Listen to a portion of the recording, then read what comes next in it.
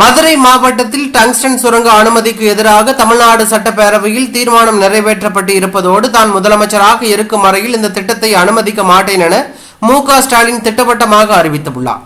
மேலும் மக்களவையில் அதிமுக எம்பி சுரங்கங்கள் மற்றும் கனிமங்கள் திருத்த மசோதா 2023க்கு ஆதரவளித்தது ஏன் என்ற கேள்வியை எழுப்பி அதிமுக இரட்டை வேடம் போடுவதாகவும் விமர்சித்திருந்தார். இந்நிலையில் இதற்கு பதிலளித்துள்ள சட்டமன்ற எதிர்க்கட்சி தலைவரும் அதிமுக பொதுச் செயலாளரான எடப்பாடி பழனிசாமி, யுபிஏ அரசில் திமுக அங்கம் வகித்த போது கனிம வளங்களை ஏலம் விடாமல் தனியாருக்கு தாரை வார்த்து கொள்ளையடிக்கப்பட்டது மற்றும் யுபிஏ அரசாங்கம் ஆட்சியில் இருந்த போது கனிம சுரங்கங்களை அவர்களுக்கு வேண்டியவர்களுக்கு உரிமம் வழங்கினார்கள். என்டிஏ ஆட்சியில் கனிம வள உரிமங்கள் ஏல முறையில் விடப்படும் என்ற சட்ட திருத்தம் கொண்டு வந்து கனிம வள ஊழலை தடுக்க ஏல முறையை ஆதரித்துதான் திரு தம்பிதுரை அவர்கள் பேசியிருக்கிறார். மேலும் தமிழகத்தின் டங்ஸ்டன் சுரங்கம் ஏலம் விடுவதை பற்றி தம்பிதுரை நாடாளுமன்றத்தில் எந்தவித கருத்தையும் பேசவில்லை.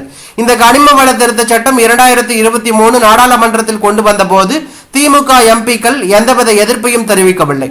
உண்மையை மறைத்து என்னை பற்றி இப்படி தவறான தகவலை ஸ்டாலின் எக்ஸ் வலைதளத்தில் வெளியிட்டு கீழ்த்தரமான அரசியல் ஆதாயம் தேடுவது வெட்கக்கேடானது, கேவலமானது என்று எடப்பாடி பழனிசாமி பதிலடி கொடுத்துள்ளது பரபரப்பை ஏற்படுத்தியுள்ளது.